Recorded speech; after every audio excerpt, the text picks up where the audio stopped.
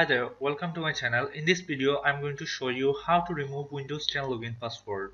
So you don't have to enter your password every time you are on your computer. This is a very easy process. And by doing this, it will save you a lot of time. For better understanding, please watch till the end. If you are new here, consider subscribing to my channel to get free learning videos. First of all, we need to open the Windows Run command. For opening Run command, we need to right click on the Windows Start menu and here it is the Run. Or we can search for Run in here. Or we can press the Windows plus R button and here it is the Run. Now we need to type netploys in here. Press OK. And here it is my user accounts. Now from here I just need to uncheck this. The user must enter a username and password to use the computer.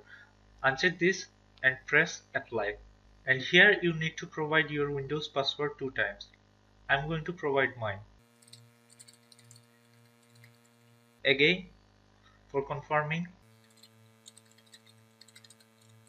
And then press OK. And again OK. Now it's time to do the most important thing. We need to completely shut down our computer and restart it manually. Again I am saying we need to click the shutdown button.